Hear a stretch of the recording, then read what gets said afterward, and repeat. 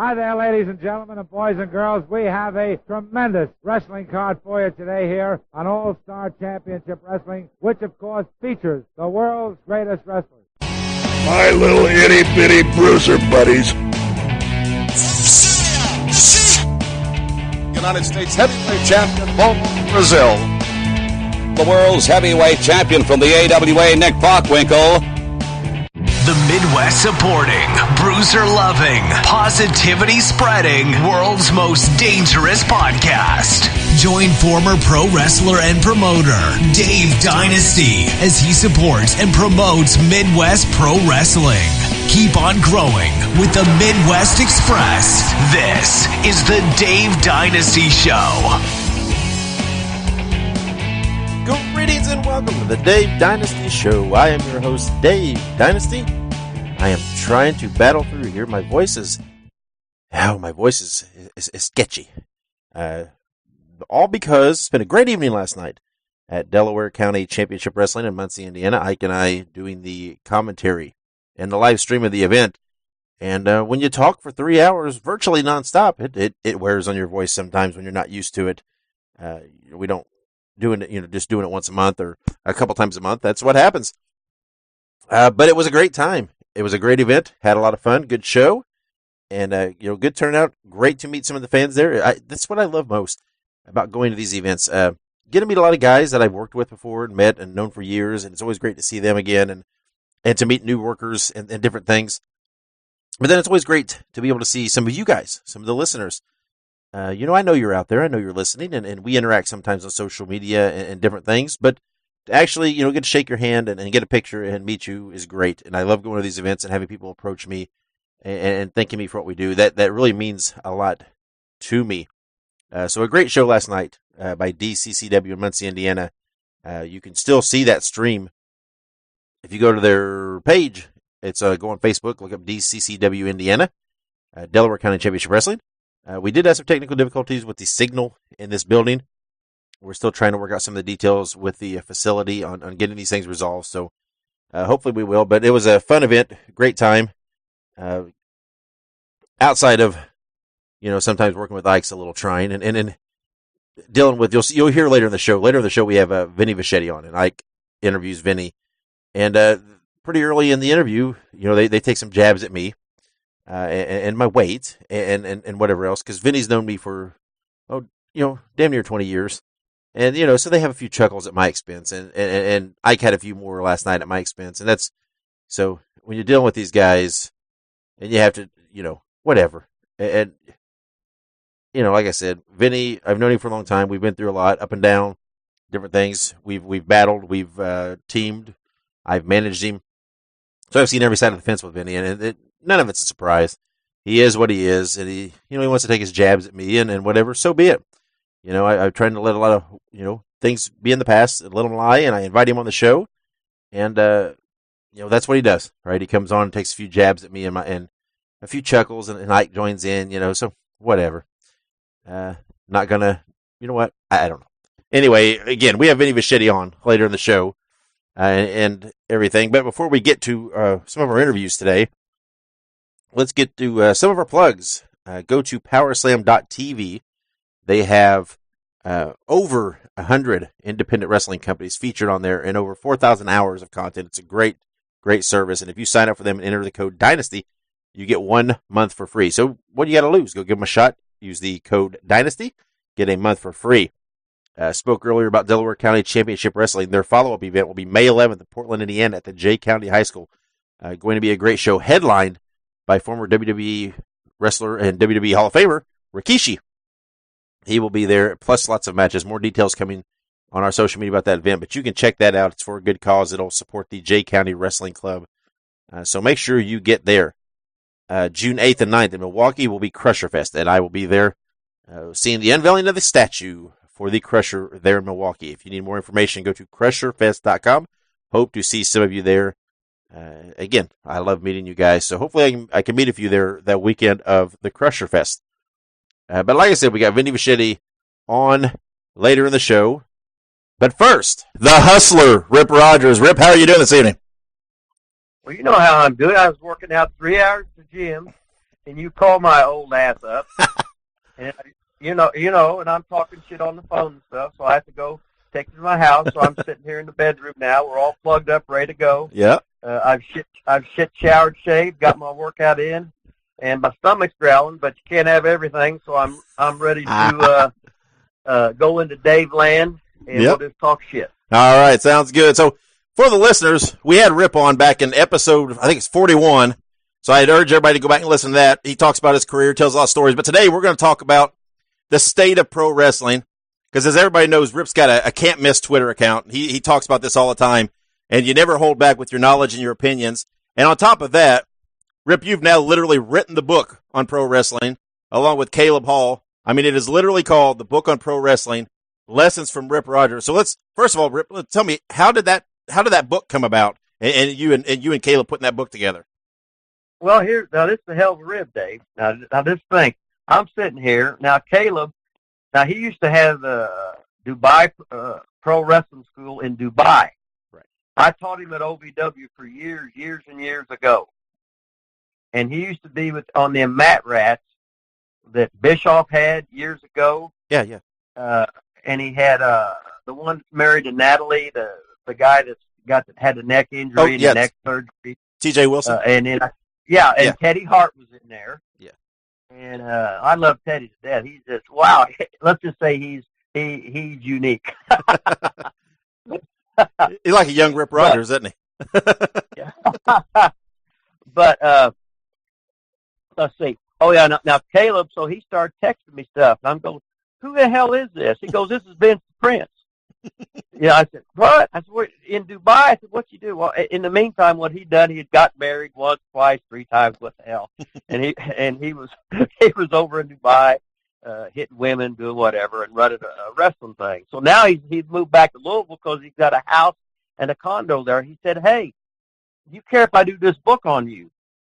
I said, well, hell, Brian Alvarez wanted to do one on me for years, and I never sat down with him and whatever. He says, no. All he's done is he's took all these tweets I did for about the last 5 years and put them in a book and sort of categorized them. So in other words, it was already written. That's right. Yeah. He said now send me some pictures. So I sent him a bunch of pictures. So in other words, I didn't invest one penny. And then within about 3 weeks, he sent me a couple copies, and they had my name, my real name spelled wrong, and Lanny Popo's name spelled wrong. Everything else, if it was spelled wrong, I didn't give a shit, right? Yeah. So, and then I've been selling books at Amazon, and I got some down at Seymour, at the brewery there, Seymour Brewing Company down on 2nd Street. So I didn't spend any money, and he's the author or whatever, right? Yep. And he didn't really write anything. He just took what I put in on tweets and shit. But it's what it is it's so, if you were a wrestler, it would really help you it makes you understand shit on an elementary level. It's broken down. Yeah. If you're a fan, you can enjoy wrestling more because you can start looking for this stuff. And it's mostly old school stuff, or when they do stupid stuff like being buried. He ain't buried. They lost the motherfucking game. Jesus fucking Christ! I remember the goddamn New York Giants won the Super Bowl, and they was fucking wild card team to get in or whatever. They barely had a winning record if they even had that. Yeah. Get in there, win the goddamn Super Bowl because it's a game, it's a contest, it's sport. Yep. That's right. People don't always goddamn win. Sometimes you win, sometimes you lose. They're not fucking buried. As soon as people start talking buried and moveset, I know you're a fucking mark. Excuse me, you're a fucking mark. That's right. Getting on the internet, thinking you know shit, you don't do fuck all. I've been at this shit over 40 goddamn years, making fucking money at it, being owners, being fucking bookers, doing this shit, and I never went to a goddamn wrestling school, but I was trained by all these old motherfuckers that knew what they was doing. That's right. And they had to know what they was doing because we wrestled 350 days a year. Right. It wasn't like we was fucking indie darling and hoped to have 8 shows for the fucking month against some other indie fucking darling that's just as stupid as me. You can't help it if you're fucking stupid because you can't get experience. No, When I got in, I'm 22, working with 40-year-olds. I'm working with Randy Orton's goddamn grandpa. Yep. And they said, no, let's not do that. We don't have to. And like a little Mark, I was sitting there with my lip pouted out. Well, I didn't get my flying head scissors in. I wanted to get my drop. He said, did they scream the whole time? Yeah. He said, did you break a sweat? I said, no. He said, did you get hurt? I said, no. He said, I didn't either. It was great. That's the name of the game, yeah. Well, speaking of stupid stuff, you've said many times online, you talk about how everything now, and you just mentioned that everything's high spots and dives and all this and that. There's no emotion, no work in the crowd. Yeah. Do you think that at this point of the game, is that even something that can be fixed? Can that even be turned around at all at this point? Sure it can. Everybody in the industry, if I'm a kid and I'm basketball, I want to be Dr. J, I want to be Michael Jordan, I want to be Elgin Baylor, I want to be Oscar Robertson. That's what I emulated as a kid growing up playing basketball. If I'm a kid watching baseball, I want to be Mickey Mantle, I want to be Roger Maris, I want to be Willie Mays, I want to be Frank Robinson, I want to be Ted Williams, I want to be Babe Ruth. You imitate the best. If I'm playing football, I want to be Jim Taylor, I want to be Jim Brown, I want to be Bart Starr, I want to be or Joe Namath. I'm dating myself, but that's okay. Yeah. If that's what you want to do, you imitate the stars that are in the major leagues. So when they see somebody on WWE doing a stupid fucking dive, everybody there is going to do a fucking dive. Every match has got to have how many super kicks where we slap her fucking leg like fucking idiots. Oh, yeah, we're cool. Cool moves. What's a fucking cool move? It ain't no goddamn big move. A big move would fucking beat you. Well, we got to have 99 fucking false finishes. Shit like that years ago, I get you fired. Motherfucker. Your ass would be out there so fucking quick. They wouldn't put up with that fucking... What the fuck are you trying to do? Yep. You don't burn somebody out. You learn to work your positions like a movie. We don't care if you're screaming in the beginning of the movie. I want you screaming at the end of the fucking movie. Yep. Jesus Christ, don't be a fucking mark. Well, you used to... I mean, they had all these territories, right? And each territory had its own flavor. It had its own style. Yeah. And now everything tries to just be watered down WWE. I mean, what will it get to get people to realize, hey, do something different? No one's gonna come along and knock Vince McMahon off at this point of the game. But what will get them to realize? Don't just be a watered down WWE. Do your own thing. Be something different. Stand out a little bit and try to develop your own flavor. It's like if you was on WWE, what you do is you stop doing. When they do all those stupid stunts, somebody's going to eventually die. Mm-hmm. Like Shane doing that stupid shit, because he's middle-aged. He ain't no wrestler. Fuck, he just does stupid shit. Yeah. But if you're the boss's kid, you can do stupid shit and make a lot of money. And, but how stupid is that when you got a guy that works in the office, a suit guy, going to be competitive against a wrestler. He should get killed every fucking time. And don't even get into me about intergender matches. Anytime a guy against a girl in a goddamn sport, a fucking a high school guy could beat a goddamn girl Olympian in fucking anything. And I don't even want to get into that shit. I don't even recognize shit. Oh, they said something. They said, "Oh, did you see that Brian Cage?" I said, "Oh yeah, that big Jack guy that's so fucking impressive looking. He got beat by that girl Tessa Blanchard." Okay. I couldn't. No, I don't want to watch. I ain't gonna watch that shit. There ain't no fucking way. Yeah. Fuck that. Well, have you seen the thing recently that I can't remember the guy's name, John Oliver put out, where he talks about the WWE and how they treat it? What's your opinion on that? And all this new surface he talk on unionization and different things. And what's Rip Rogers' take on that? Okay, here's the way it's always been. Now, years ago, you had the territories. If you did all that shit, the territory would go out of business. Okay? Mm-hmm. It costs too much. And as far as fucking unions, fuck you. It's like, oh, the strippers are going to have a union. No, we'll hire 6 girls off the fucking street, you girls are out. That's just the way it goddamn was. Now, when you go into fucking wrestling, you don't give a shit. You know that's the way it is. There's never been companies giving insurance and all that shit. And the guy with Cody, and he's going to do the fucking thing. The guy at the Jacksonville Jaguars, he's going to do the same thing that goddamn WWE. When Vince had the XFL, within 4 weeks it was done. How much money you going to lose? Now the shoe's on the other foot. This guy's don't know nothing about wrestling. And I saw their roster, and I said, okay, yeah. Now, as one of the boys, I'm always hoping there's more places to work. If they make it, if Cody's group makes it, good, more places to work. Mm-hmm. And that means WWE was going to offer you more money and shit because they feel they have to. There's competition all of a sudden. If there's Pepsi and no fucking Coke, you're fucked. If there's Papa John's and no Pizza Hut, you're fucked. Mm-hmm. You know, you got to have that goddamn. You got to have Popeyes and Colonel Sanders. Right. With this and that. But the thing about you know, when you go in, it ain't ballet. You know you're going to get hurt. I bought my own insurance all these years, and I don't think I ever used it. Mm-hmm. Yeah. Well, go ahead. But you make so much. They pay you so much money that you can buy your own goddamn insurance. Yeah. Please. Yeah, and you brought up this AEW group and everything. Uh-huh. And this has happened before, right? I mean, when TNA started and all these other groups and when WCW made the run, uh-huh. Do you think going in, these guys shouldn't look at, they're going to fight with Vince as far as just look at, I'm going to be a competitive number 2?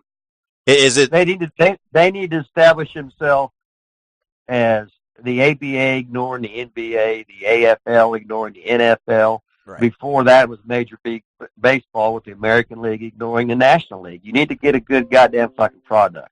Yep. Once you get a good goddamn product, you can, it's like years ago, if you was like in ROH, TNA, or whatever, New York wouldn't fucking hire you. New York, I mean WWE. Mm-hmm. Now they're using that as a feeder system. You guys go ahead and pay them and get them some matches, and they get used to working in front of TVs and stuff. Then we'll just steal them all. Because, hey, let's get realistic. It's nobody's job to be a slow pitch softball king. They want to play in Major League Baseball. Mm-hmm. They don't want to play arena football. They want to play in the NFL. They don't want to play in basketball in China. They want to play in the NBA. Mm-hmm. And growing up, the thing that's the leader of the goddamn pro wrestling industry is WWE. Love it, hate it, don't matter. The whole thing is they're the goddamn leaders. Your goal is to be on WWE TV. You don't give a shit about TNA. You don't give a shit about Ring of Honor. And right now you don't give a shit about the new one. They ain't got the TV. Whatever. Yeah. And it's great if you can get your foot in the door and get a paycheck and not have to have a goddamn real fucking job. Yeah. But WWE is the leader. Hell, Honky Tonk had so much fame on there. He still works the goddamn Comic Cons. He still works on goddamn weekend. Everybody knows who Honky Tonk is. Mm-hmm. And that's the way it is because they got such great worldwide exposure. Right. And if you go in there, you're looked upon as a real wrestler. They say, "Oh, and you work for who? What channel are they on?" You know, I don't watch wrestling on TV. I'll just see something that somebody will send me. Uh-huh. I haven't watched TV wrestling in years and years and years and years and years. Yeah. So I just, it's like Bobby. It's just not my cup of tea. I'm too old. I ain't changed. It's like Bobby Knight. He don't want to watch the NBA where everybody travels, everybody palms the ball. They have the Euro step, the jump stop, which is just traveled before. You know, he didn't want to see that. He don't want to watch that shit. He wants to watch pure basketball. You know. But anyway. I'll start going off on something else. That's all right. Anyway, what the hell was we talking? Oh, we was talking about the one guy talking about Vince and the insurance shit, right? Yeah. And everything. Yeah. And you make enough money, you can buy your own goddamn fucking insurance, please. Yeah. And that's the way it is. Yeah. But years ago, hey, and when I was owner in ICW, the boys made more than we made. Mm-hmm. We had to pay for fucking television. Every week we had to pay for a Oak Hill, West Virginia TV, a Johnson City TV, a Hazard TV, a Lexington, a Louisville, an Evansville, a Memphis, 4 of them in Southern Illinois TVs. We had to pay for them every week. It's like an infomercial. Then we ran towns, usually 2 on Saturday, 2 on Sunday, and 2 on Friday. Mm-hmm. I remember twice on Saturdays we ran 3 fucking towns because we had to make money. And in the meantime, vehicles were breaking down. You got ring truck repair. You got your poster bill, your ticket bill, your insurance bill. I remember, this was 40 years ago. We had to draw $13,000 a year. This is a $3 and $4 to $5 ticket price. Yeah. We had to draw $13,000 a week to break even. Mm. And when you're looking at that today, well, hell, that's 7 shows. That's $2,000 a week. That's a lot of fucking money, right? Yep. Wow. Mm. So this shit's hard. Yeah, it is. Yeah, and you've trained guys for years and still work with OVW and all this and that. How much do you think of the current issues falls on the training or the lack thereof these guys are getting, and the fact that anybody who seems like they've stepped in the ring and had a quote unquote match feels like they can just be a trainer now and train the next wave of guys? How much falls back on that? Well, okay, now really, there's no qualification to be a pro wrestler, is there? No. They basically want their, if you have to do a physical and if you have to buy your license, and that's it. Yeah. You don't even have to be in a ring before. If you know somebody, they can get you in. Oh, I know this guy. You put some phony shit down or whatever. I remember when I was in South Africa, we had to try out before a bunch of shooters to go shoot with a bunch of people to see if we knew how to wrestle.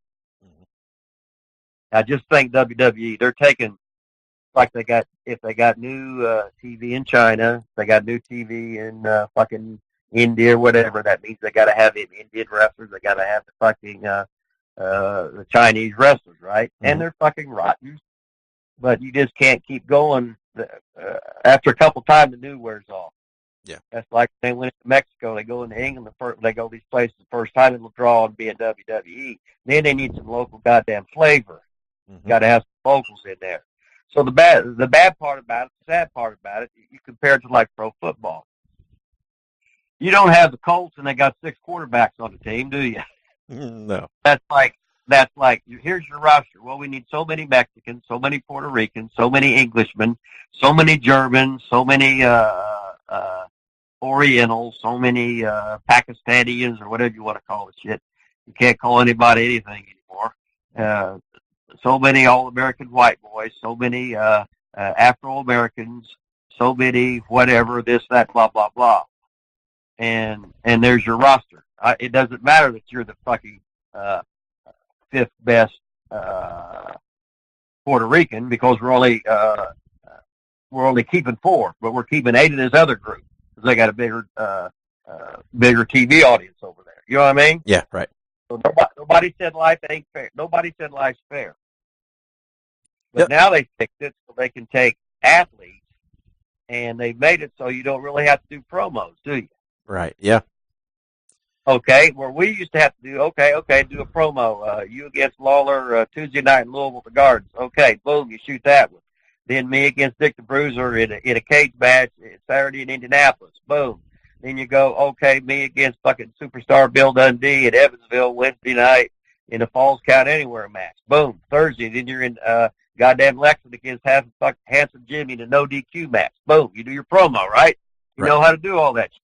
Now they do one generic promo on fucking Raw or whatever, and it's goddamn scripted. Some fucking actor writes it for you. So all you got to do is memorize this. Now you got these goddamn agents telling you, scripting you a fucking match.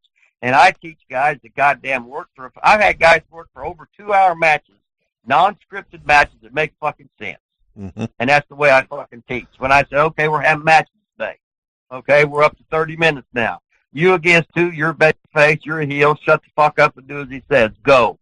Whoa. That's how you learn. Yeah. And you mentioned, you compared it to football, and we're talking about the positions and stuff. What used to, a show was set up a certain way, where, you had or certain things would happen in the opening match and so on and so forth. And it would build, now it's just chaotic. It seems like every match is the same. And it takes away from the main events and everything else. And that all goes back, Dave. When you open up Raw, usually they're fighting outside the first match, ain't they? Sure. Yep. If the big guys are doing it, it's okay. Yeah. If the big guys are doing it, it must be okay. Bill Watts had the things you do not do before intermission. Limit your punches. Do not have too many false finishes. Do not touch the referee. There are no ref bumps. Do not fight outside. Do not milk a gimmick. Do not poke anybody in the eyes. All these rules you had, right? Mm-hmm. And then all of a sudden, then you have, after the first break, you would do this. And then everybody knew what the main event finish was. So nobody, and you knew what they was going to do as false finishes or high spots. So nobody did them ahead of time. Right. But then you learn, watch the first match. Whatever they did, don't do it. You know what I mean? Yeah. Now you watch the first two matches. Whatever they did, don't do it. You know what I mean? Yeah. This shit is so fucking simple. They made it hard. Well, there's not even, I mean, is there anything such as a finisher anymore? Because everybody kicks out of everything. So there's not really. Oh, no, that's okay now. Whatever I use as a finish, nobody ever got out of it in my life. Yep. As Dick the Bruiser said, when I cover you, I won't cover you unless I'm pinning you. Nobody kicks out on the Bruiser. Right. And your finish hold is the same. Now, if the boss says to do that, that's something else. I've never had one say that. Sure. Yeah. You know what I mean? Yeah. Right. But it never played. Hey, I was working for goddamn Baba. They gave me a goddamn finish. I said it was 20 minutes long as a fucking rib. I told Joe Gucci, the ref, I said, Joe, goddamn motherfucker, I know how to fucking work. What's the goddamn finish? Bigabuta? Okay, Bigabuta. I got that. I know how to lead up to it. Fuck the other shit. Yeah. And you're very active on Twitter and everything else. What do you think? What's your take on social media? Is it hurting pro wrestling the way guys are using it now? Or, I mean, it could be a real good tool, right? I mean, it could be something that could, the modern, it can help develop stuff, but are they hurting more the way they're using it? Well, this sounds stupid. I'm sure as hell, but I don't even know how to do an email, Dave, okay? Right. I'm not Mr. Technology. And if you ever see my Twitter, you know I've never tagged nobody in my life. Right, yeah. I don't really know how to, I don't mess with it. You know what I mean? Yeah. But I'm at Hustler2754. And when somebody wants to get going, if they insult me and say, oh, fuck you, old man, I said, oh, okay, yeah, you're cool. If I had a head like you, I'd have it fucking circumcised. Then I just fucking block them. And I said, well, now your game's over. So I don't care. Yeah. I mean, it's fucking me. You know what I mean? Right, yeah. I mean, it's sell books, sell fucking OVW, sell fucking class or whatever. If you can keep from getting hurt, that's always a plus. One of the guys in my fucking class, he was fucking crippled, and he fucking killed himself, because he was in a fucking wheelchair. Mm-hmm. Fucking crippled. Why? Because he did stupid shit. He did and another guy, fucking Rook, little motherfucker, looks like the American badass Bobby Black from fucking Shelbyville. They should have been goddamn tag partners. But he fucking had this big ass fucking neck surgery because he got fucking paralyzed for a while, and then he had to have this neck surgery because he's always doing goddamn diving headbutts. Yep. When I do fucking class, I hardly do any fucking bumps at all. It's just to keep in half-ass bump shape. Yep, sure. I said, you've only got so many bumps on your bump card, then you're done. Yep, right. This guy might wrestle till he's 60. This guy might be done at 28 because he's bumped too much. When you're done, you're done. It's like a pitcher with that live arm. Once he's blown that son of a bitch out, he's done. Yeah, sure. Can't help it. And there ain't nobody that's God. There ain't nobody that lives forever. There ain't nobody that stays 28 years old. This is just the fucking way it is. You got to modify your fucking game. And I said, I never seen Dick the Bruiser do no dive. Mad, all these guys that drew money, they never did nothing off the top rope. They gave you intensity and emotion, threatening to beat somebody's ass, and they sold each other. Yep. There was very few false finishes, so that when there was a false finish, it meant something. Sure. A big move that does not beat you is not a big move. Right. You're just another fucking guy taking a bunch of fucking bumps that mean fucking nothing. Yep. Yeah, well, I mean, everybody today they're all wrestling the same style. No one, you don't have like a power guy that does this certain moves or whatever else. Everybody's doing everything. I mean, you have a 7-foot guy that's diving out of the ring like the little, 200-pound guy. There's no different styles anymore. Well, the thing about that is that's all on the office.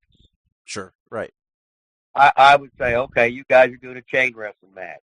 You guys are doing, I want 2 high spots, no more. This one's, you're doing this. Now, this one's a lucha match. Do all your stupid shit. Because I'm giving the goddamn different things on the menu. I'm giving them the buffet, right? Sure, yeah. I give a little bit of everything. Now everybody here, oh, you like brawling? Well, they got that. You like lucha? You got that. You like fucking stupid dives? You got that. But we're only gonna. Now, I'm not against the fucking dives. I'm against it not meaning stuff, and not and we used to do fucking dives, but we might hit a fucking dive and both get counted out, or one get in and one not get in. Right? Everything meant something. They're just doing dives just to do fucking dives. That's right. How many goddamn dives and super kicks do I have to fucking look at? Yep. I remember. I think it was. I don't know, probably 85, 86, something. I don't even know what it was. Watching World Championship Wrestling on Saturday night. I remember Ricky Morton doing a dive. They're in the studio, and it blew my mind at that time because no one did. You never saw that. You didn't see it all the time. And it was unreal. In ICW, we had Pez do one me in the studio, and Pez was big. He was about 255 at the time. Yeah. Coordinated hell diving, and we slow-moed that motherfucker, right? Sure. And it was on the intro of our show. So every fucking show, they seen that. Yeah. Now, you never had to do it in the fucking house show because they knew it could happen. Right. Yep. Yeah. Yeah, when they're doing 20. Like I told Brock. That's like I told Brock when he did that fucking, whatever that fucking flip he did at WrestleMania years ago. Broke you. I said, you do that one time in one big match, you'll never have to do it again. Yep. He said, he was doing it every day in goddamn practice. You know what I mean? Mm-hmm. And he could hit it all the fucking time. I said, I know that. I said, you're hurting your body. And the thing about it is, Brock, that's not you. You're a fucking killer. Yep. Jesus Christ, I'm scared to death of you. Yep. And if you're doing fucking lucha shit and flips like a little guy, all of a sudden I ain't scared at you anymore. Yep. Frankenstein don't talk. You know what I mean? And Frankenstein drags along. He's a fucking giant in slow motion. Yep. Andre could wrestle, but you want him to work like a goddamn giant. Big Show, you want him to work like a giant. Yep. Remember Matt Morgan? Hell, he was 6'9". Yep. He'd wear those gimmick boots. He's 7 foot. Didn't even work like he weighed 160. I said, Matt, you can't fucking do that.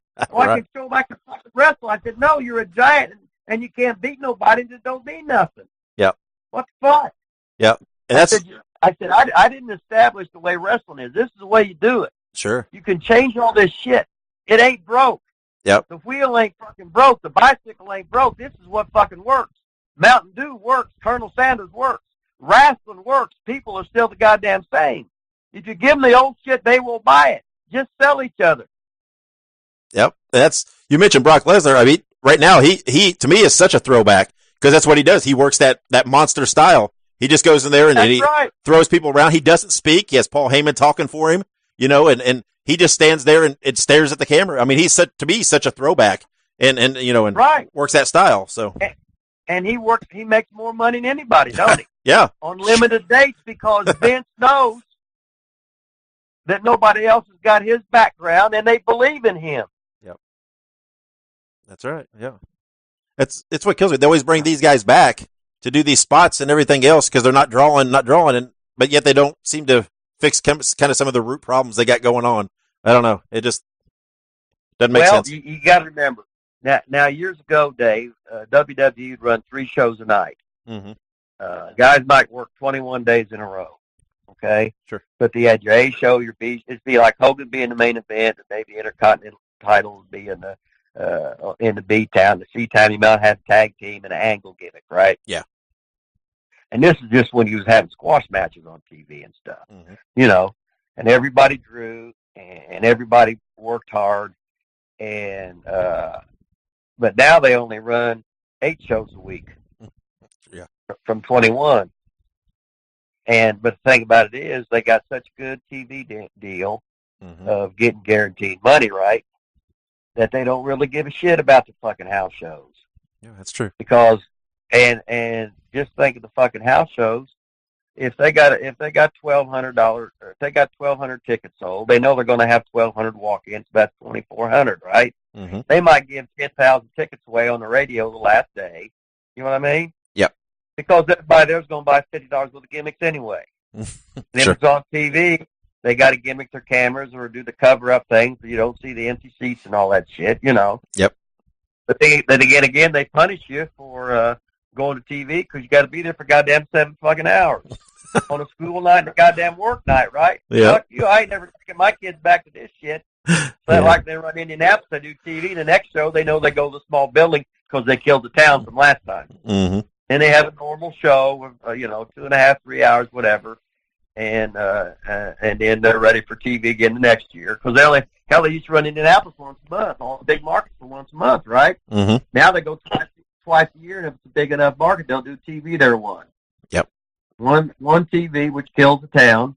Then they'll have a shitty show, and then get ready for the thing the next time.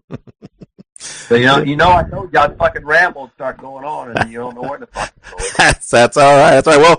Well, we'll wrap this up, Rip. We'll let you go. We'll let you go eat. You said your stomach was rumbling, but yeah, we'll let you go. Everybody out there, make sure you follow Rip on Twitter. As he said, it's at Hustler2754. What's that?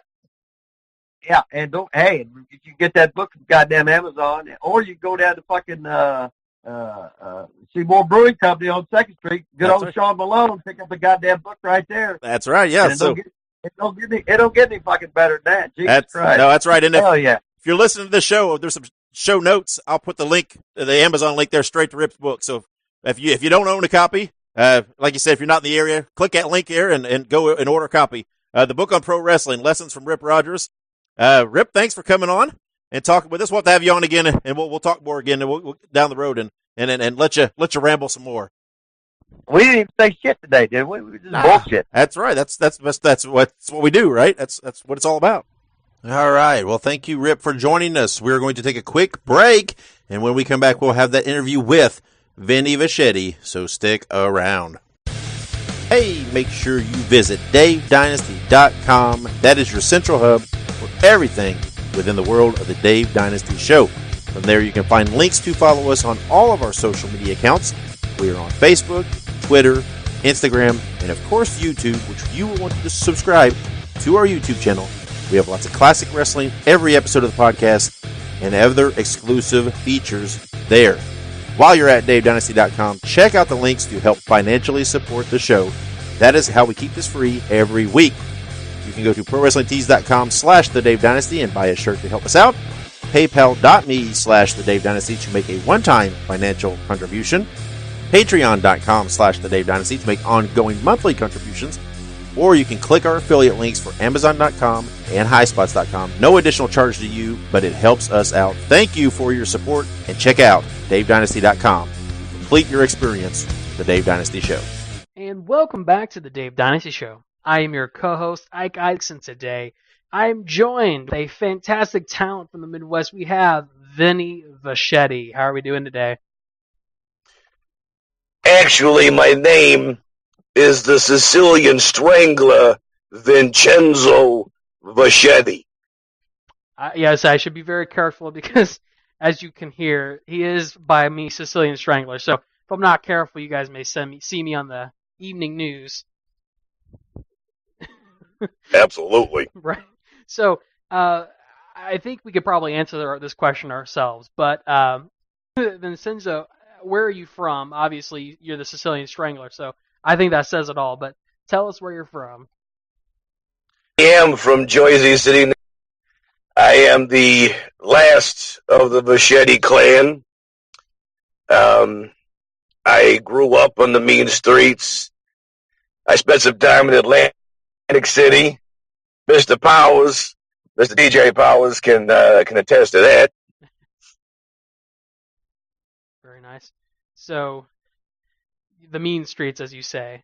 Did you? What? I guess I should say. What was your? I don't know if you grew up in. Where did you grow up? I should say. Did you grow up in one of those areas? That's a good question. See, here's what happened. Let's know the whole thing. Here's what happened.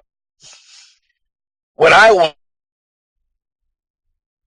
little, and I mean, like, you still had to ride in the grocery cart, sort of thing. And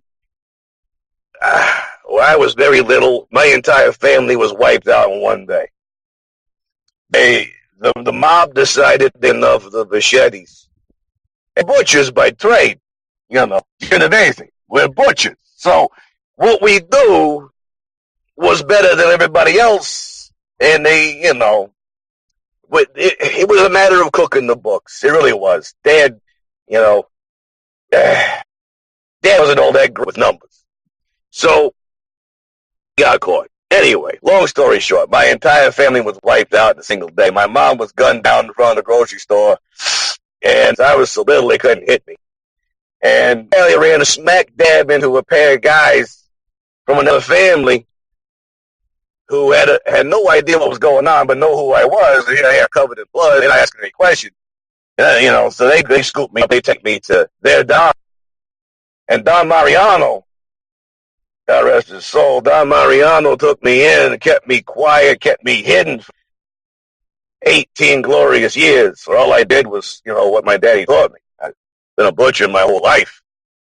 So after I turned 18, the Don, he tells me, he says, listen, the man who ordered the hit on your family is in the wrestling business, and he's not going to go away. And he's not an old guy. He's a younger guy. All right. So now that I've gotten 20 years older, it's a bit harder to find, you know. Here we are, knocking on the door of 40, and I still haven't found him. Most of my career, I thought it was Tommy Gage. You know, he seemed like the type, but it wasn't him. And then later on, I thought, you know, maybe it was Baron von Kane, because compared to the Don, Baron von Kane is extremely young. And, no, wasn't Baron von Kane. So now I still keep searching for this guy. And I ain't found him yet. But that is the full story right there. So it's definitely, I would say, a tragic backstory for sure. Indeed. Right, but I guess through all of it, though, you've had wrestling as part of your life. So you kind of touched on this a little bit, but let me ask you: did you watch any wrestling in your upbringing, or anything like that, or was wrestling just something that you did to find the person that did this? No. When I was very, very young, you know, it was a long time before anybody told me. But when I was very, very young, my grandmother, you know, seriously Sicilian by birth, you know, very little English, that woman. She was a huge wrestling fan, okay. You know, and she, you know, she loved every bit of it she could take in from the black and white era, you know, every bit of it she could take in, and it was common for me to sit with her and watch the Saturday night's main event, you know. And that was a common thing. That was a gathering point. And, you know, the Saturday morning shows, that was a thing for us. So, you know, being in that area, there's a lot of Vince's product, a lot of the WWF, and that's how I was brought up. Absolutely. So then, tell us, I guess, for many reasons you got into the business, but tell us like I said, you touched on this also a little bit, but tell us a little bit about your path on training. How did you, I guess, who did you train with? How did you get that started? Well, you know, before I got a little wrestling, I was a boxer. Okay. You know, it kind of goes with the trade. You're a butcher, you're a boxer, you're a wrestler. You know, you're on the mean streets of Germany, and you got to have every last ounce of weaponry in your toolbox, and I had a lot. I've been very, very brutal with the fisticuffs my whole life. The wrestling came later in the high school years with the you know, wrestling in the regular amateur version of wrestling, right, Coleman style, and after I got out of that, and like I said, the Don told me, you know, what was going on, I started searching, and apparently it was not in the state. I had to go out of state. So I go looking in Indiana, because that was a hotbed 20 years ago. It was hustling. And that's where I got my start. Started working in Columbus, Jerry Wilson, and mixed by none other than down Dave Dynasty, you know. And that's a beginning. We did a lot of training with Jerry Wilson. We did some training with Dice Man Ronnie Vegas. Bo Russell Jr. had his hands on him. We got any of the superstars that came through at the time, Sid Vicious, Wildfire, Tommy Rich, the Rich Mantel, anybody that came through spent a little time with the trainees. Right. And that was good. Got a lot of well-rounded education that way. And that was basically at the very beginning for me. Right. So definitely with your training, it kind of culminated together to basically make you the best at what you do. And you kind of mentioned this, but your start in wrestling kind of coincided with a meeting with Dave Dynasty that you guys had kind of a, I guess you could say a meeting of the minds or something of that nature. So tell us a little bit about the first time that you met Dave. Oh man, I was 19, and Dave Dynasty doing a bunch of guys doing a show in Anderson, Indiana, up by the track, up by the casino, and I was at the track. Voice was there. GM was still in town. There was a lot of money in Anderson at the time. Right. So anyhow, I went into this show because Demolition X, which is my personal go-to. When you think of somebody who is brutal, that has huge amounts of experience, and goes back to that just past the black and white TV, and I latched on to him at a young age, and that was my thing. So it was going to be Bobo Brazil Jr. and Demolition as a tag team against somebody, and I went because I had to see this guy live. I hadn't seen him since I was in Mississippi. He was still wrestling. He was working on there with Kandar Akbar and Abdul the Butcher and all that. And I went down there and seen him a few times in person as a kid. But anyhow, Dave was doing the ring setup for these guys, and that's where I met Dave. And I asked him, I trained around here, and he said, "Well, these guys aren't doing any training; they're just doing a show. If you want to get trained, go down to Columbus, where we're at, the size he is now." and he was the athlete. You guys may not remember, but Dave was quite the athlete. That guy was he was a cruiserweight. He was quick. He hit like a truck. He hit me in the mouth one time, knocked my teeth out. We're in the middle of a match. This is before the thing. Right. We're in the middle of a match, and I'm wearing the mask, and he floated over me. I went underneath him. He floated over me. I turned around, walked right into a punch. He punched me right teeth, knocked my teeth out. We finished the match.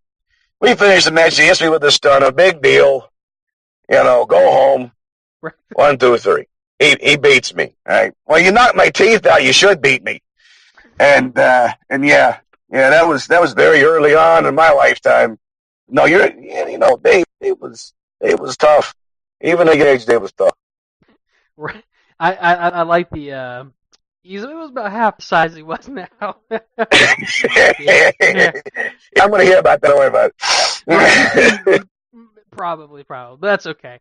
It's funny, and it's probably true. No, I'm kidding. Dave's going to get me for that one. But, so definitely as a wrestler, you had a very good, obviously tragic backstory, but a very good upbringing in wrestling. You had a lot of training by a lot of great people. Got to meet some pretty cool people along the way, it seems like. So we talked a lot about, I guess, the beginning of your career. Now, I think you may have actually mentioned this, but there were a lot of rumors about you and a masked wrestler named the Butcher around the time. Right. What do you know of him? Well, the Butcher was kind of where I was allowed to start, because I had an idea what I was doing long before I was allowed to be in the ring. Because I said if I was going to do anything in this business, it was going to be unique. I wasn't going to do what everybody else was doing. A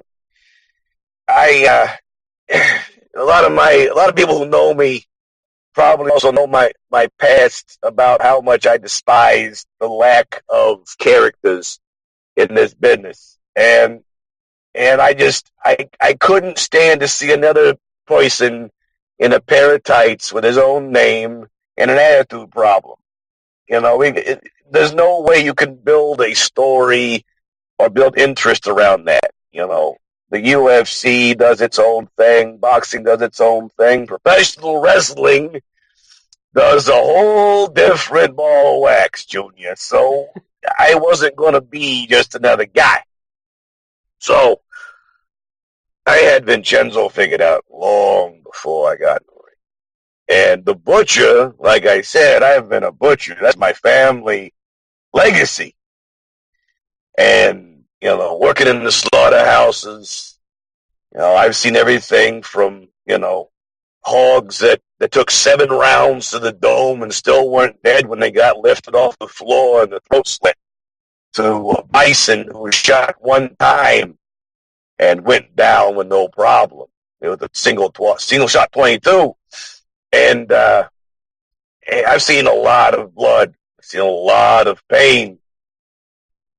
It's not a business where there's a, you know, healthy mental state. Let me tell you that.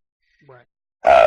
So the butcher was my first inclination to go to when it came to intimidating my opponent. Was a complete executioner's mask, a completely black outfit, but the white, clean butcher's robe to show that, yes, evil entity, but there's a little bit of good in everybody. Right. Except for me. Oh gosh. So I guess for you, that's a good way to put it. There's a little bit of good in everybody except for you. That's good. So I guess to kind of lead into it a little bit, you business really picked up for you, I feel like, and you worked regular for many years. I mean, I remember when I was younger, you know, even when I was like a kid probably, you worked for MRW, which was one of Dave's former promotions. I remember that far back, but then you kind of disappeared for a little bit. Tell us a little bit of what happened there. Well, to tell you the truth, I was just shy of a year into the business when I broke my left ankle. I was advertising a show at the former high school I was at, and I went and I got playing around with one of the kids that I had known in my past life. And I guess he got a little too antsy, trying to prove himself, and he wrapped me up in a move, and I got my ankle caught in the middle of the wrestling mat, and it stayed in one place, and my body turned 180 degrees, and I, you know, turned my ankle all the way around. I was staring at the back of my Achilles heel. So, needless to say, $16,000 later, you know, it's going to take a long time to pay off their medical bills. So I spent a lot of time in the trenches of the mafia doing things that I'm not real proud of, boys. And you know, things that the priests wouldn't even think of in this day and age. Just kidding. The things that we used to do. You know, I'm a butcher. Okay, let me make a cut. Let's just cut to the chase. I'm a butcher. When you got to disassemble a body and hide it so nobody finds it, who do you go to? Yeah, I know. Yeah, there's a lot of ways to get rid of a body, and I've done a lot of them. So let's not talk about that. What happened to me was I disappeared. I did things I don't want to talk about, and the FBI doesn't want me to talk about. And so MRW happened, and Dynasty calls me up. And he says, I want to know if you're still available, if you still got it. And I'm like, well, I'm available. Whether I got it or not is up to you. And I go in the first night. It's a 20-man battle royal. I eliminated 9 of the bodies. I personally eliminated half of the ring and won the battle royal. And Dynasty's going, yeah, you can win. You can win. We'll run with this. So I spent some time being undefeated. Unpinned, mind you. I was defeated by disqualification, obviously, because I'm a doink bag. But I was unpinned for like 8 months And, at the time, Donnie Idol was champion. Uncle Ernie was champion before that. So I sneak in, I smoke Uncle Ernie in the back of the head with my cane, throw Donnie Idol on top, and dive out of the ring. And referee never seen a thing. And I crowned Donnie Idol as the MLW champion. The next thing you know, Billy Maverick, oh buddy, Billy Maverick steps up to the plate, takes a whack at Donnie Idol, takes the title. That was easy.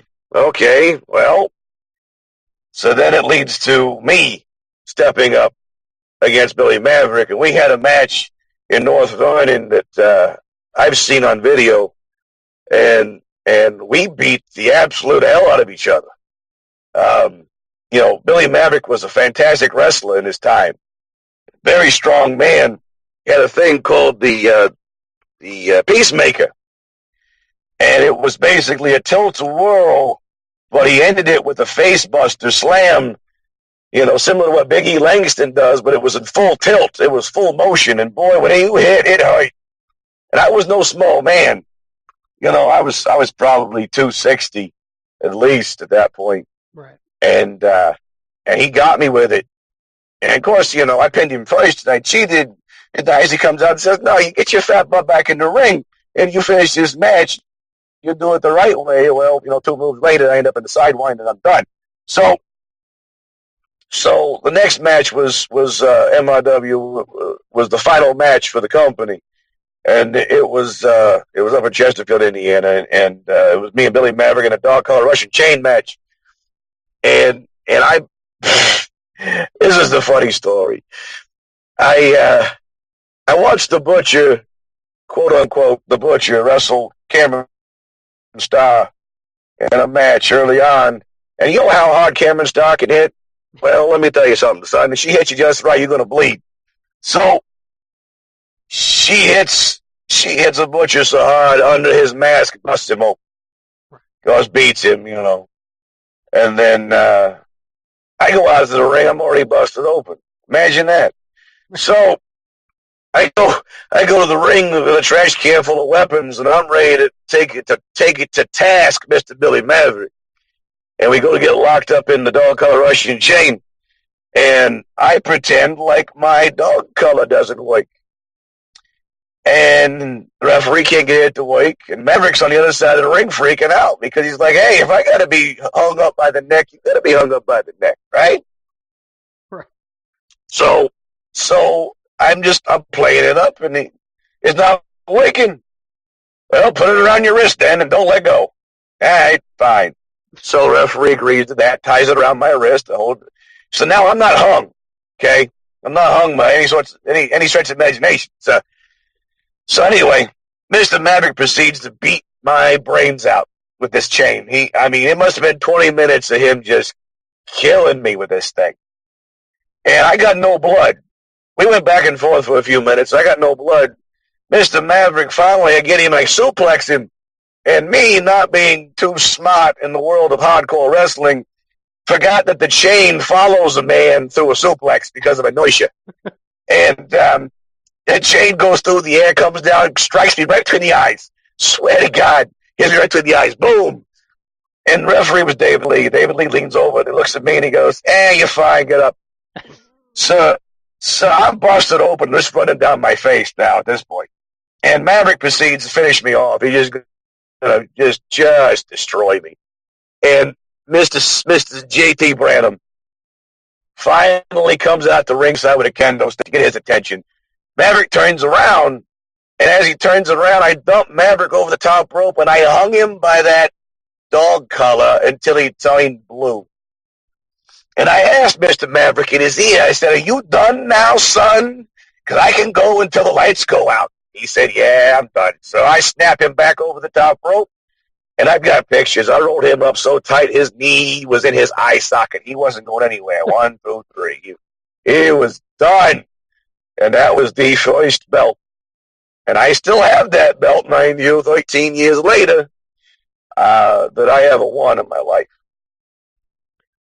And I actually, it's funny because, probably the first like actual professional wrestling shows I ever went to were HPW and MRW, and I remember all of these matches, which is crazy to me because I went to all those shows back in the day.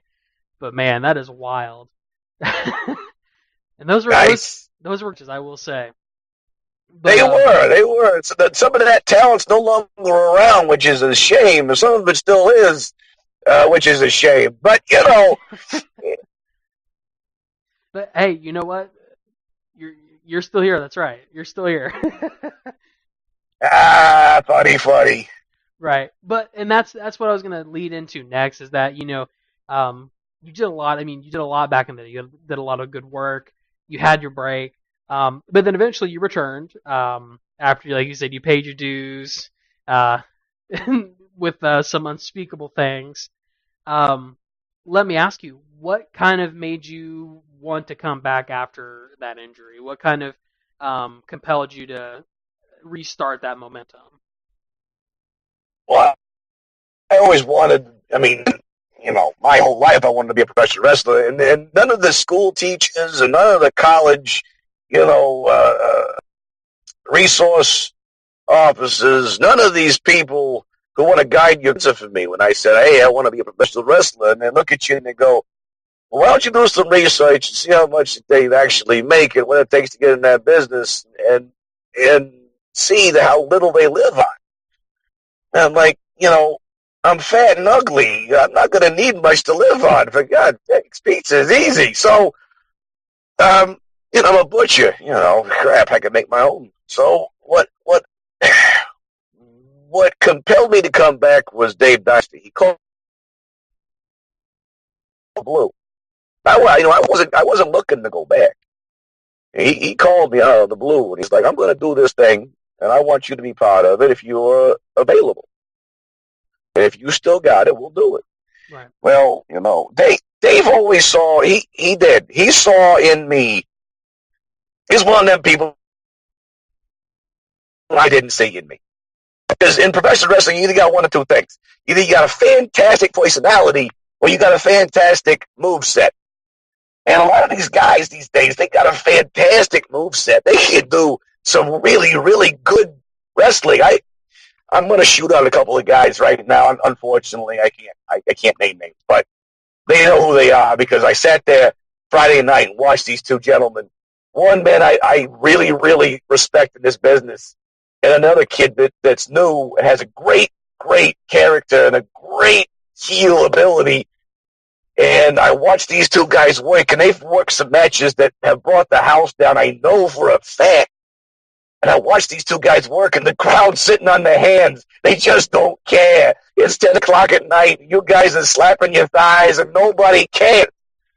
And I watched them. I watched the match itself. It's beautiful. And it's very entertaining for the guys in the back, obviously. The fans, not so much. If you're not involved, if they're not emotionally there with you, the fans don't care. So, what I was getting at, these two guys, they did the thing, and they got no reaction. So, I had the personality. I didn't have the moveset. Now, I've had the personality for 20 friggin' years, and I've dropped 55 pounds, and the moveset is coming to me. Right. And with that combination, I'm starting to become more and more deadly by the second. So I had something special that he had to be part of his organization. And had I been, 60 pounds lighter when he was doing his other organization, perhaps I'd have been part of. But, I was over 300 pounds and I could barely move. I don't blame him at all. But yeah, no, he knew. And I always wanted to be in the business. I always wanted to give back because of what wrestling gave to me. Wrestling is a gift that keeps on giving as long as those that are involved understand what the gift is. And I understood that immediately. All these guys that worked and bled and spent their entire lives away from their family, that spent 365 days on the road on a plane in different countries trying to make Vince McMahon Sr. some money, and they never got, for God's sakes, put them in the Hall of Fame simply because they wasted their life making a name out of somebody else. So here I am doing the same exact thing. Ask any of those kids in the locker room. I'm not here for me. I'm here for you, whether you like it or not. Right. And actually, that was what I wanted to also ask about, because I from what I heard from talking to people, it's what I do. I talk for a living. But from talking to people, you've recently taken a lot of pride in working with young talent in the area. And do you see that as helping teach and bridge the gap between the veterans and the younger guys? Like, what's all of that about? What's that initiative there? Well, I'm glad myself because, if I don't do it, someone's going to do it for me, and I'd rather it be me than somebody else. So, if you can remember back when my first run with WCWO, I had a rough start getting my feet under me in that organization. And the older guys, they kind of, they latched on to me because they knew I had the thing that they respected but didn't have the ability. I didn't. I'm not going to lie. I didn't have the ability. I was still, 300 pounds, basically a one-trick pony with a blabbermouth. Fine. And Ichcoma Weeda and TJ Powers, the other two parts of the VIP. If I ain't put the V in VIP, Itch is the I, TJ is the P. And together we are the VIP. But since then, I've taken the whole thing on for myself. But they took me in, put me under their wing, made me something greater than I actually was. And you can ask Don Basher himself. He'll tell you. At the time, they were making me bigger than I actually was. And prior to them, I rode the coattails of one Skip Radisson. Skip being a fantastic tag team specialist with Locked and Loaded and the late Rob Kincaid. I managed them in Top Notch Wrestling in Indianapolis for a long time. And I rode Skip's coattails because he had the Memphis style of wrestling and taught me a lot. Not so much of the tag team work, but he taught me a lot. And so Skip and I became the Heavy Heat Borgata and won the tag team titles. But then, Powers and Itch took over, and I was tag team partner with Powers, and we held the titles 2 more times, he and I. So, sorry, I got away from the original question because that's what I do. Right. Okay, I got it. Never mind. I got it. So, yeah, after the Powers went away, and I was searching for an ability to get these children. I shouldn't call them children. My bad. That's what they are to me because, they're underage sometimes. Sometimes they're under 18. We don't talk about that. We just let them run. Sometimes and the two guys in particular, we're talking about here is Sean Kemp and the Wolf Jonathan Owens. When they were very, very young, they're just cutting their teeth. They were allowed to wrestle underage. And not a whole lot of guys got to work with them because age and that no one was willing to let them do their thing. Right. And I said, you know what? Let me flip the script. I'm going to stop being a jerk for about 30 whole seconds.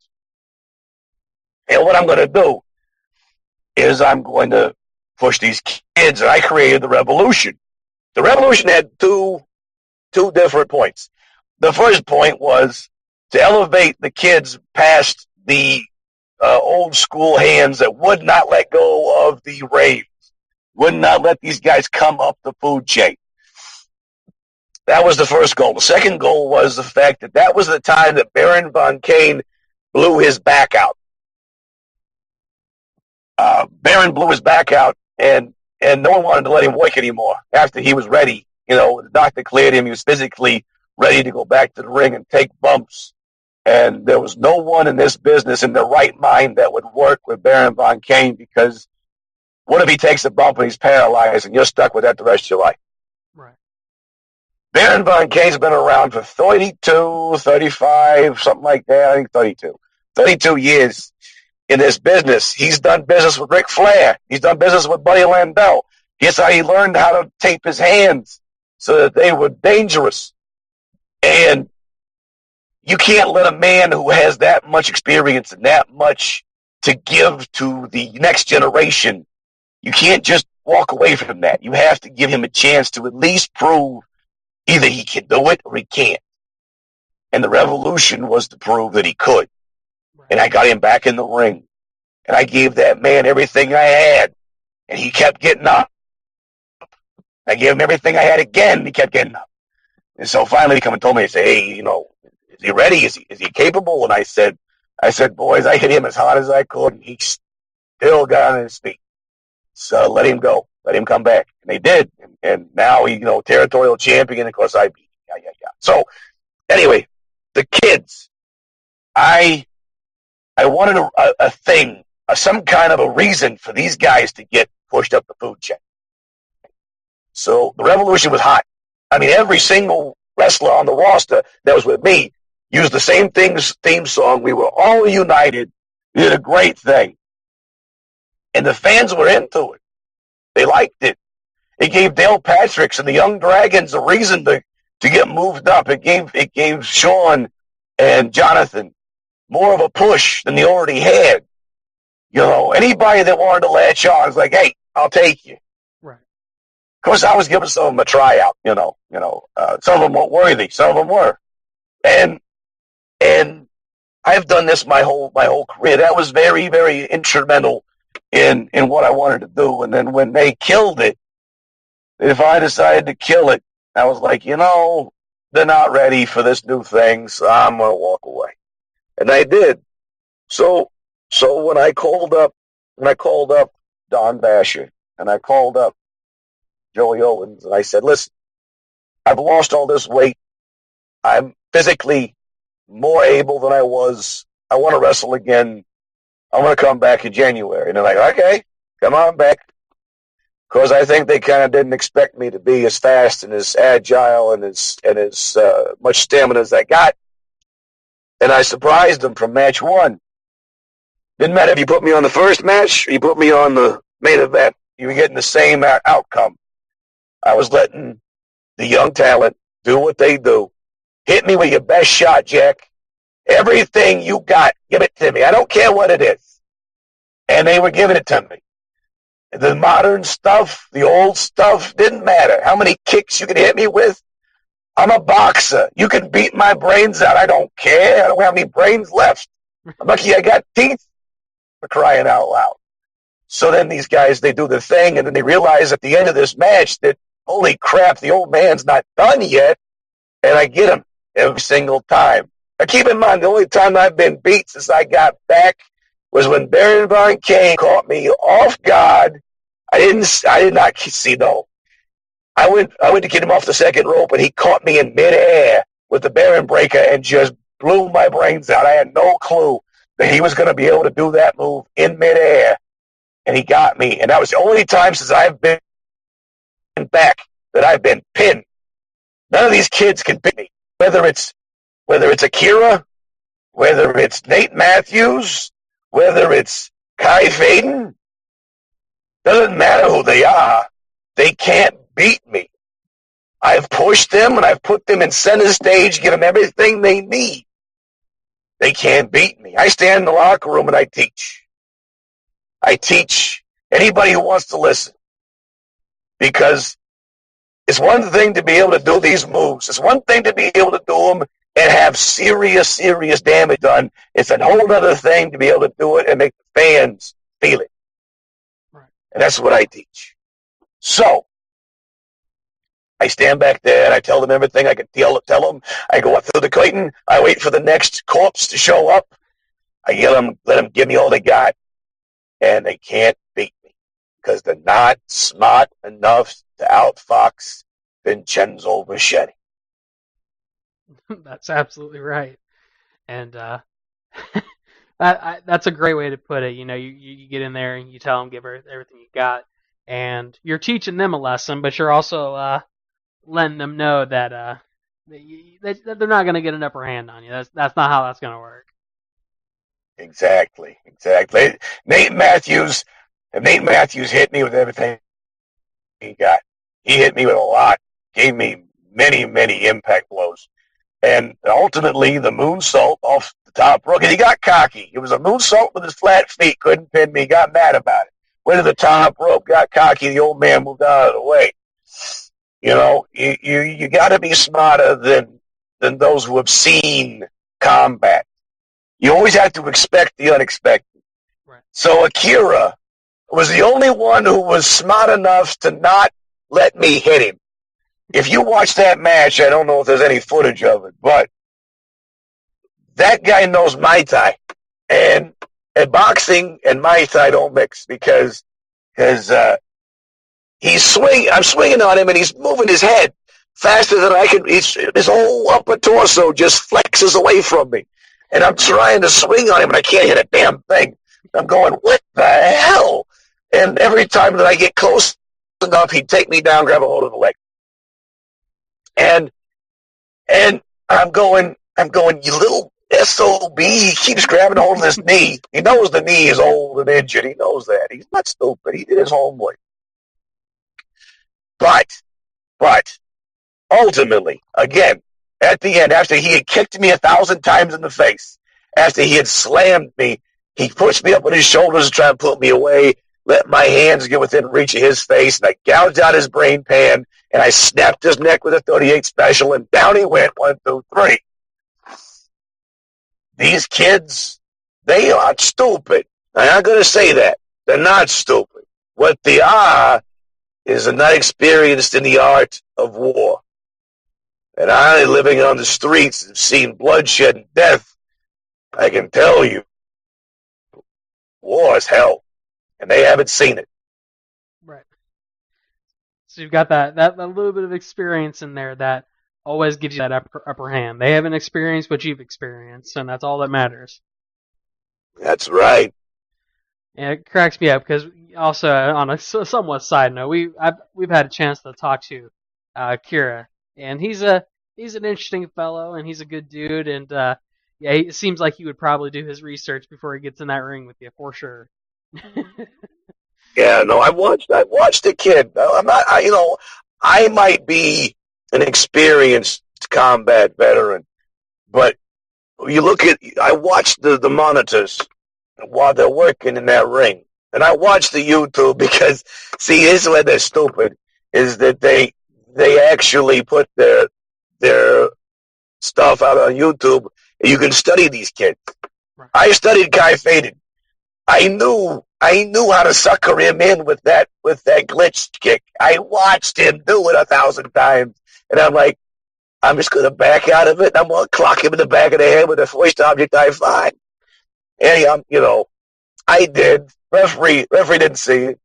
He comes in for the glitch, and I slid out the back, and I was nowhere to be found when he hit bottom. Boom, right in the back of the head, lights out, Mama Lou, go home. So that's what we did. And he was done. I watch him because I don't know what these guys are capable of. Here's the trick, though. They don't know what I'm capable of. And they find out after that bell rings exactly what I'm capable of. Because once that bell rings, the referee says, hey, match is over. Hey, boys, now we're in street fight. So you're on the canvas. What am I going to do? I'm going to stomp your face in. I'm going to punch your nose through your brain. I'm going to hit you so hard you wish you never, ever got back in the ring again. And none of these guys, except for Nate Matthews, who was actually, I think, certifiable crazy. Nate Matthews has challenged me. Nobody else has because they're like, no, we don't want any more of that. No, thank you. So yeah, these guys, I'm not going to knock it. They got some great impact blows. I enjoy getting my brains beat in, but ultimately they cannot stop Vincenzo Vachetti. That's right. So we've talked a lot about a lot of different things. I mean, we've gone from the beginning of your career to where you're at currently. We've talked about where you've gotten trained. I mean, we've gone to all ends of the earth. So let's look into the future if we can. So what is on the horizon for Vincenzo? What are your goals? I mean, for the remainder of 2019, like, give us a little insight on what we can expect for you in the future. Junior, you screwed up on 2 points that I just caught on to that. Number one, I am the WCWO heavyweight champion. I am the WCWO territorial champion. Terror, Terror, torial champion. At the same time. At the same time. You know, in the 20 years that Don Basher has been doing wrestling shows, the late Dick the Bruiser, since he's been doing wrestling shows, there's only been 2 men in this industry that's held both the WCWO heavyweight championship and the territorial title at the exact same time in the same body. And that is me and the other guy who has been forgotten to history. But it has happened one other time, long, long ago. You screwed up there. Secondly, you screwed up. We didn't go all the way to the current. It goes like this. I've been unpinned by any of these kids since I returned in January. Here we are in the middle of April. Right. And I've given them opportunity after opportunity to put themselves in the ring with me and put a stop to the Strangler's reign of terror, and none of them can do it. So firstly, Baron Von Kane, who knows me enough to put me in a steel cage, to put me in a prison where I can't get away, to put me away from the weaponry, and then turn the weaponry around on myself. He had the opportunity to beat me. He actually left the cage. The referee gave him the match, and he grabs the referee by the throat and says, "Is this the floor, you little bug-eyed cretin?" And the answer was no. This is the ramp that leads to the locker room. I'm nowhere near the floor. And the referee freaked out after Baron slammed him into the cage, and he came back in after me asking for blood. He was going to try and put the Strangler in his place, and I let him hit me, and he hit me, but his ribs, I'm not going to lie, boys, his ribs are damaged, and I put the hook to his ribs, gave him everything he had, and then when I put the chain around my fist, and I swung on him, and he brought the Baron Breaker to my face at the same time. Double impact. I hit him in the ribs. He caught me with a Baron Breaker at the same time. And we go down, and I lost consciousness for a minute. I came to, and the man has pinned me, and the referee is nowhere to be found because he's scared. And I get up, and I put Baron in his place. I gave him old school. I go to the top rope with the chain wrapped around my fist. He can't do old school no more because he's Baron Von Kane. He's 50-some-odd years old. And I go to the top rope. I come off with old school, and I hit him right in the face with a gauntlet. And down he goes. He's out, 1, 2, 3. Now I'm hurt. I'm still waiting from that. And Baron is done for now. Right, for now. After that, I defended that belt one time against Akira. Whether they want to admit it was a title match or not, if that kid had been able to beat me, I'd have handed that belt to him in a heartbeat, because I'm this kind of man I am. But he couldn't beat me. So I put a challenge out on the internet. I said, any of you young punks who think you got a chance in hell of beating the Sicilian Strangler, Vincenzo Vachetti, you step up into my territory and I will show you pain. And I went a week and there was nothing. Then finally, on the last day, like the cowards they are, these little yellow cretins, they come up with the YouTube videos last second, like a child with his late homework, last minute, God, I got to put my Xbox controller down and put my phone down long enough to realize that Friday night's coming and Vincenzo Vachetti is ready for me. Crap, I better act like I care. And here comes Nate Matthews. And here comes Kai Phaeton. And here comes this other kid who no one even knows what his name is. And then here comes one of the tag team champions, Jordan James. And he is telling me, I don't care about this tag title nearly as much as I care about shutting your fat mouth up. And they all want a shot at putting Vincenzo away. I go out to the ring, and I stand there, and I'm begging the crowd to send me another corpse. I'm going to put another one of these punks in the ground like I did Max Sterling. I'm going to put him in the dirt. And the lights go out, and the phones come up, and the fans start yelling, Dale. And my blood went cold. Dale Patricks, the WCWO heavyweight champion, had come to the ring looking for me. The kids had enough. They wanted to put a stop to the Strangler. They sent the heaviest hitter, the hardest of the hardcore, the king of blood and guts in Indiana to me to shut me down. They knew it. There was no other way. And they sent him to me. And I was in shock. How many times do you know in the professional wrestling history where the middle card champion, the middle of the road champion, the Intercontinental if you want, the United States title if you want, doesn't matter. Right. When they are such a threat to the entire locker room that they send out the most prized possession in the world. They send out the heavyweight champion. They send out their Hulk Hogan. They send out their Ric Flair. They send out their Cena. They send out the guy who's going to put the final nail in the coffin. They sent me Dale Patricks. And I was beside myself. I literally was speechless for the first time in my life. And considering this interview, you probably understand how hard that is. And the ring announcer looks at me and he says, this match is for the WCWO Heavyweight Championship. Dale Patricks was so sure that he could beat me that he turned the entire story around on his face. Where I was challenging people for my title, he rubs the belt in my face and says, I'm the heavyweight champion. This is for my belt. You can't beat me.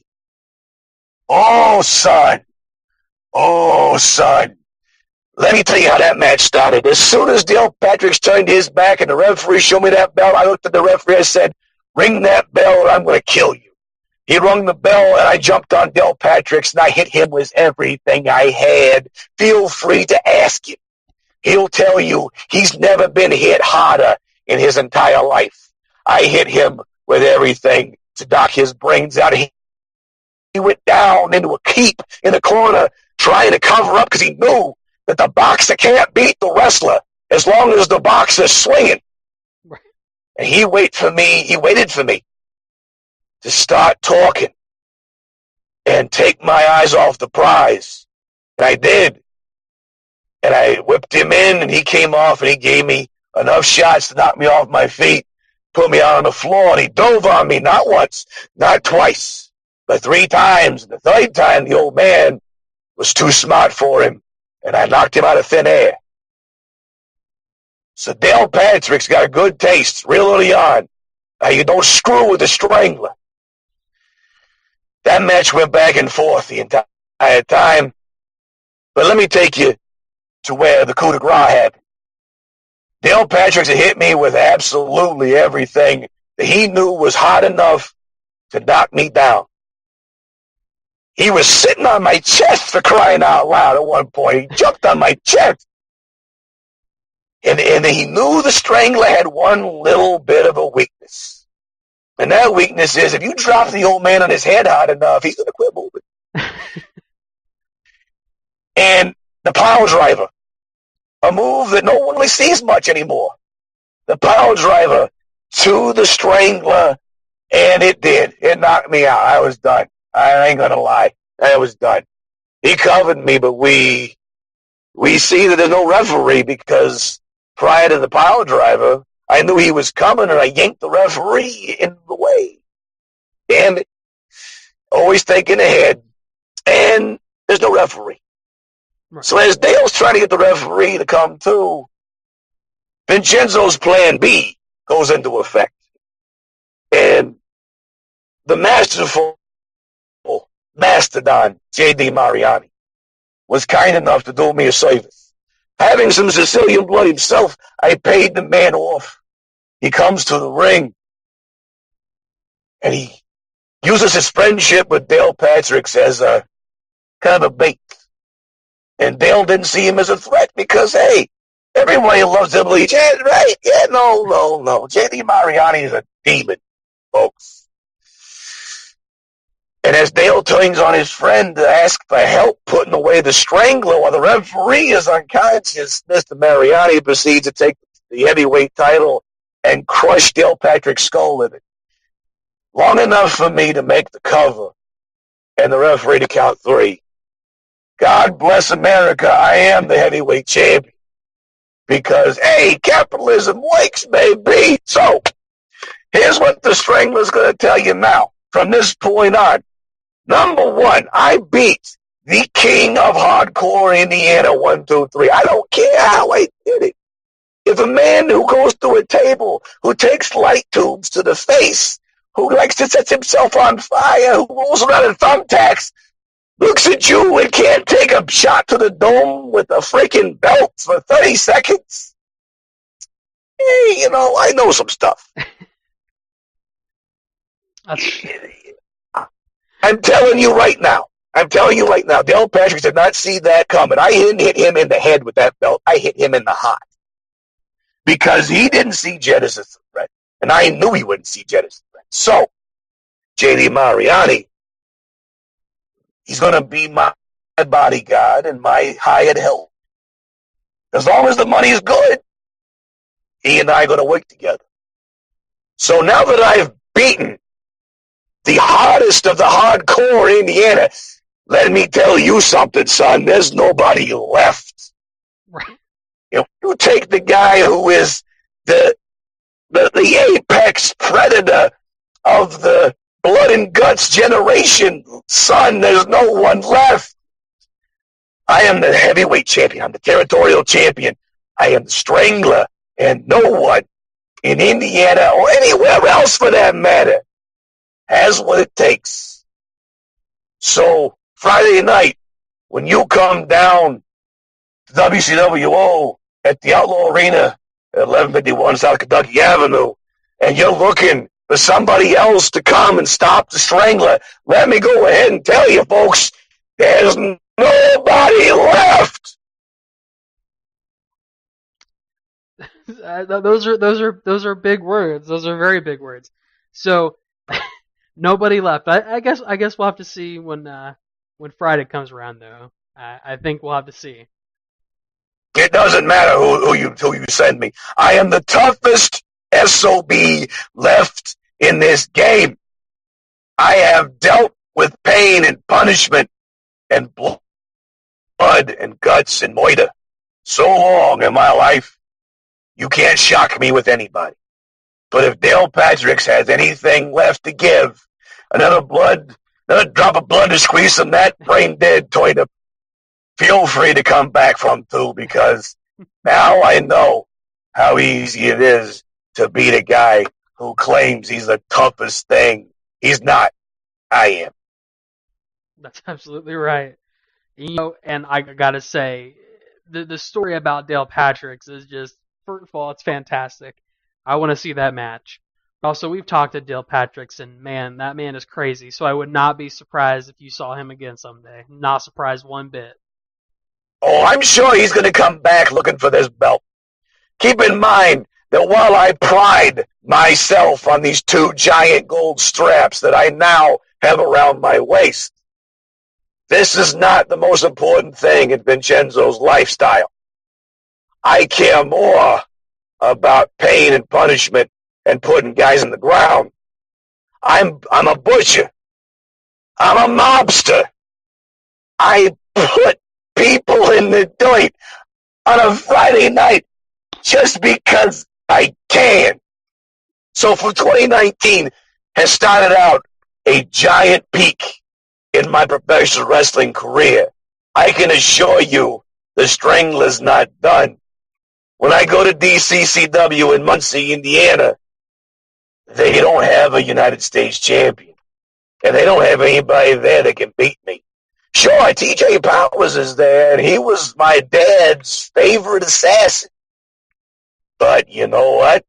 I know TJ's secrets. I know his darkest desires. I can put DJ in a small little box, and nobody's going to miss it. Nobody else in that organization can hold a candle to the Sicilian Strangler. So when I take the United States title, I assure you, my young friend, that the heavyweight title is not far behind. Because collecting them seems to be something I do now just to bait in more corpses.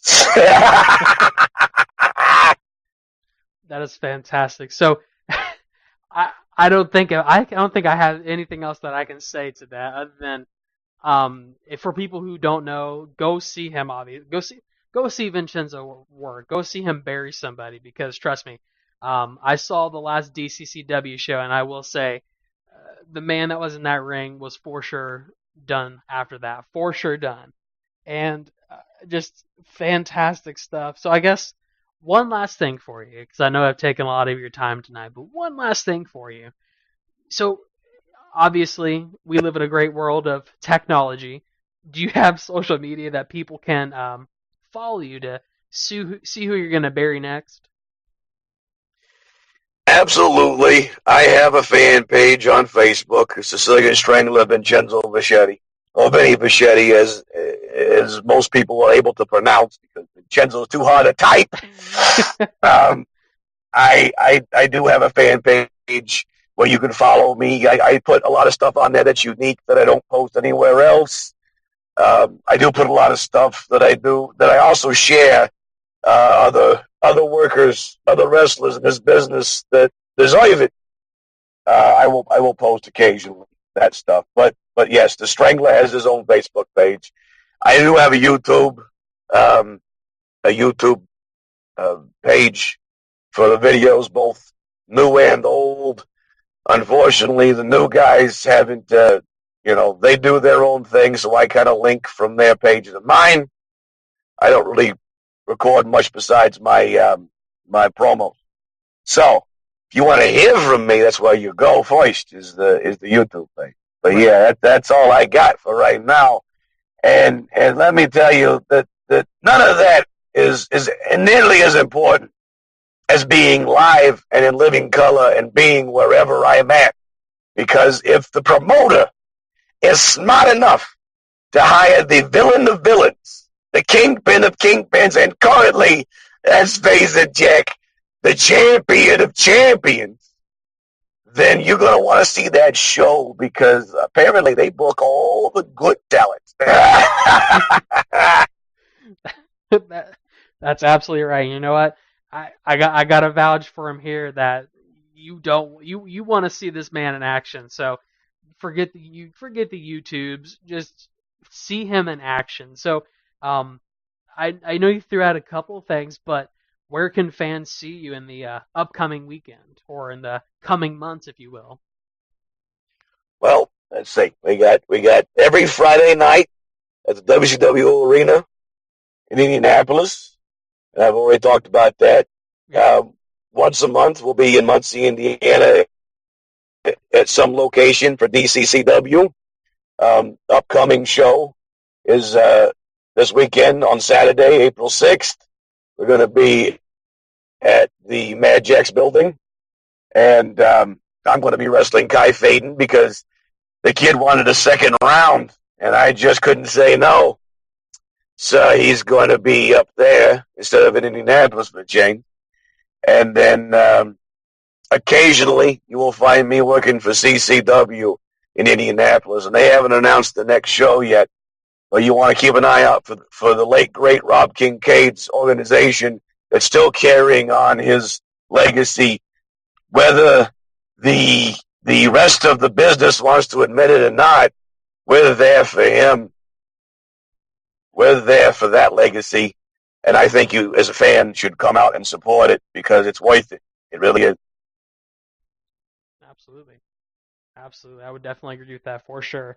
So, and obviously, like he said, he posts some important stuff on his fan page, so you'll want to go follow that. So, Vincenzo, I want to first of all thank you very much. I know that you're a busy man. You have a lot of strangling to do, so I want to thank you very much for coming on here and spending a whole hour just talking to us about your illustrious, I guess you could say, career, and really just giving us an insight on who you are and what you do. So thank you very much for that time. It wasn't an illustrious career. I can assure you of that. I took a lot of bad press. Had a lot of bad things happen in this business. I thank you for putting up with me for an hour, and I would be more than willing, my friend, to come back and do another hour. That is, if on Saturday when I see you live and in person at DCCW, that I don't poisonally strangle you for the crap you put me through here. If you are looking for the best books, DVDs, and posters on classic wrestling nostalgia, then you want to visit crowbarpress.com. There are literally dozens of titles there, including biographies of the likes of Bruiser Brody, Ole Anderson, Ivan Koloff, and of course, Dick the Bruiser, as we've spoke about here on the Dave Dynasty Show. You want to visit crowbarpress.com for all of your classic wrestling nostalgia needs. Again, that is crowbarpress.com. And once again, I don't even know how to react. Vinny Vachetti, guys, he's taking their depth to me. Whatever. I apologize. Hopefully you did enjoy that interview. Hopefully you heard got some information and learned a little more about Vinny Vachetti. Good or bad, I guess, right? Whatever it may be. Hopefully you found some value in that interview. But anyway, thanks to Vinny, I suppose, for coming on. Thanks to Ike, I suppose, for doing the interview. Special thanks to the Hustler Rip Rogers for coming on and chatting with me. It's always a good time to talk to Rip. Every chance we get, he will be back in the future.